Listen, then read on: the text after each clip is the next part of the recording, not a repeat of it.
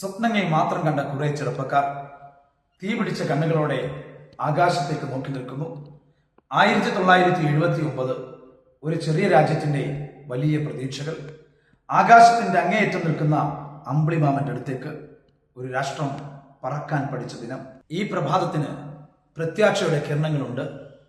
40 kilogram ഭാരമുള്ള ഒരു ഉപഗ്രഹത്തെ ഭൂമിക്ക് ചുറ്റുമുള്ള 400 കിലോഗ്രാം ഭ്രമണപഥത്തിൽ എത്തിക്കുക എന്ന ലക്ഷ്യത്തോടെ ശ്രീഹരിക്കോട്ടയിൽ നിന്നും SLV EO-1 ലോഞ്ചിങ്ങിന് സജ്ജമായിരിക്കുന്നു. കൗണ്ട് ഡൗൺ കഴിഞ്ഞു. ഇന്ത്യയുടെ സ്വപ്നം തീയുടെ ചിറകിൽ പറക്കാൻ തുടങ്ങി. റോക്കറ്റ് ഉയർന്നു. ജനഹൃദയങ്ങൾ വാനം മുട്ടെ. രാഷ്ട്രം ശ്വാസം പിടിച്ചു നിൽക്കുന്നു. ആകാശം തുറന്നു കൊടുത്തു. ഒരു യന്ത്രമല്ലേ ഉയരുന്നത്. ഒരു രാഷ്ട്രത്തിന്റെ സ്വപ്നത്തിന്റെ പ്രയാണമാണ്. മോണിറ്ററിലെ ലൈൻ പച്ചയായി കത്തിക്കൊണ്ടിരിക്കുന്നു. തുടർന്ന് ഓരോ ശാസ്ത്രജ്ഞരുടെയും ഹൃദയം നിശ്ചലമായ നിമിഷം. ഡേറ്റകൾ മങ്ങിത്തുടങ്ങി. ആകാശം മൗനമായിരിക്കുന്നു. ആ മൗനത്തിന് ഒരു രാഷ്ട്രത്തിന്റെ സ്വപ്നങ്ങൾ നിലത്ത് വീഴുന്ന ശബ്ദം കേൾക്കാൻ പറ്റുന്ന തരത്തിലായിരുന്നു. എല്ലാ കണ്ണുകളും ലോഞ്ച് കൺട്രോൾ റൂമിലേക്ക്.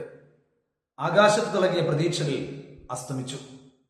വിക്ഷേപണത്തിന് 317 സെക്കൻഡ് പിന്നിട്ട് SLV-3 ത്രസ്റ്റ് നഷ്ടപ്പെടുത്തി ബംഗാൾ ഉൾക്കടലിലേക്ക് പതിച്ചു.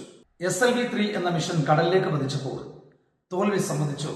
അല്പനിമിഷത്തെ മൗനത്തിനു ശേഷം ISROയുടെ ഏറ്റവും പ്രായം കുറഞ്ഞ പ്രൊജക്ട് ഡയറക്ടറായ APJ അബ്ദുൽ കലാം എന്ന അഗ്നിപുത്രൻ ഒരു ചെറുപുഞ്ചിരിയോടെ സഹപ്രവർത്തകരെ അഭിനന്ദിച്ചു.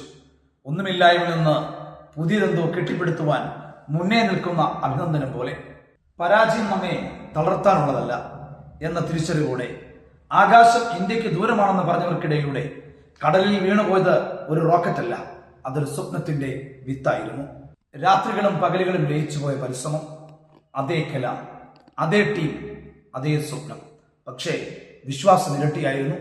1980 ജൂലൈ 18 SLV-3 വിജയകരമായി വിക്ഷേപണം പൂർത്തിയാക്കി ഭ്രമണപഥത്തിലെത്തിച്ചു. ത്രിവർണ പതാക വാനോളം ഉയർത്തി. ഇന്ത്യ സ്വന്തമായി നിർമ്മിച്ച റോക്കറ്റ് ഉപയോഗിച്ച് ഉപഗ്രഹം ഭ്രമണപഥത്തിലെത്തിച്ച 6ാമത്തെ രാജ്യമായി ഇന്ത്യയുടെ യശസ് ഉയർന്നു.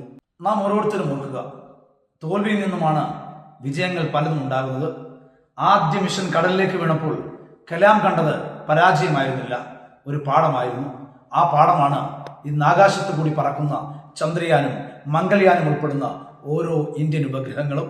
Failure will never overtake me if any determination to succeed is strong enough.